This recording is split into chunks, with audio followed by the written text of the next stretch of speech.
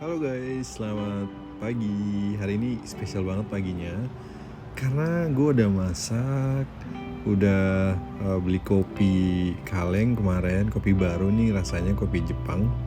Kemudian ini jam 5.40 pagi, jam-jam kesukaan gue, buset. Ah, nggak ada waktu seindah kayak gini dah.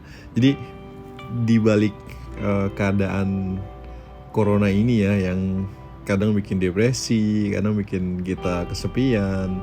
Gue berusaha untuk mencoba untuk positif dengan menikmati hal-hal simple kayak gini yang masih bisa gue nikmati gitu. Jadi ini gue banget sih, ngebus mood gue banget. Di video ini gue mau share untuk resep anak kos yang cukup populer ya di Eropa gitu. Jadi namanya Spanish omelet atau omelet Spanyol. Nggak tahu kenapa disebut gitu karena mungkin menunya dari Spanyol gitu ya. Tapi gue pertama kali makan Spanish omelet ini adalah waktu temen kos-kosan gue di Prancis tuh dia masak ini dan dia nawarin gue, enak banget gitu, dan gue ngerasa kayak wow ini apaan gitu kan. Jadi semenjak saat itu gue regularly bikin menu ini mungkin sebulan sekali, selain menu pasta gue yang sausnya tuh saus bolognese gitu. Menunya akan gue tulis di layar, lu udah lihat dari tadi gitu ya, keluar tulisannya. Jadi gue nggak akan guide kalian dengan suara gue, nanti lu bisa baca aja di situ gimana cara masaknya sambil dengerin gue ngoceh seperti biasa. Karena video ini tema utamanya video monolog bukan video masak-memasak. Masak-memasaknya itu cuma kamuflase video aja, jadi biar lu nggak bosen dengerin gue ngomong, lu bisa ngeliatin masak atau ngeliat gue jalan-jalan gitu. Kenapa menu ini? Karena gini guys, karena bulan ini berencana untuk berhemat ya, super hemat gitu. Jadi bulan kemarin gue menghabiskan uang lebih dari 15.000 baht. Exactnya berapa gue gak mau kasih tahu, mungkin sampai 20.000 gitu ya. Lebih dari itu mungkin bahkan untuk makan, karena gue sehari mesen Grab tuh bisa lebih dari 2 kali bahkan. Dan waktu gue lihat tagihan kartu kredit gue kayak oh my god, gue harus berhemat. Ditambah dengan keadaan seperti ini ya, yang nggak menentu gitu kan, ekonomi kedepannya kayak apa. Set, ngomongnya berat banget pagi-pagi. Juga menurut gue gini, ini saatnya buat gue merubah mindset gue dari mindset sekarang ke mindset gue waktu gue mahasiswa, gimana uang itu sangat terbatas, tapi gue punya banyak kreativitas buat bikin makanan yang gue makan itu nggak boring gitu, meskipun most of the time masaknya pasta sama saus bolognese gitu. Karena itu yang paling murah dan paling simple. Dan gue rasa gue nggak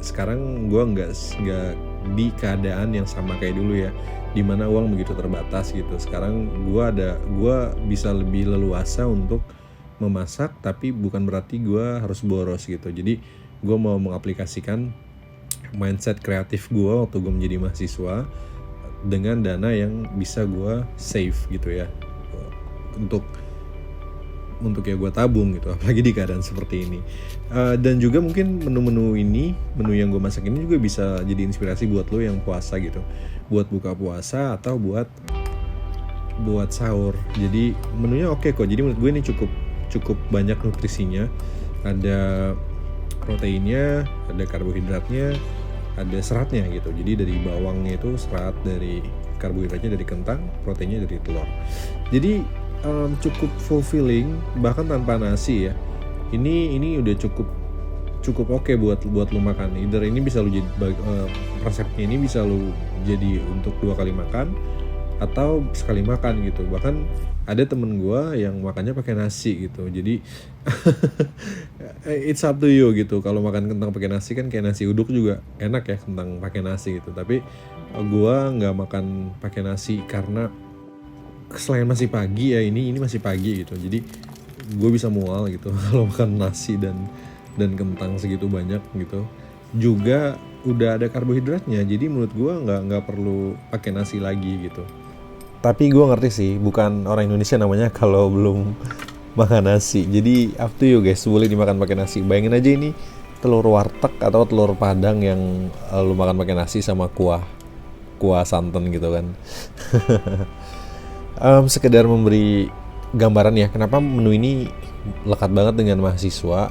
Jadi karena gini guys, lu bayangin ya, sekali makan di luar itu di Eropa bisa menghabiskan minimum lo harus keluar 10 sampai 12 euro gitu ya.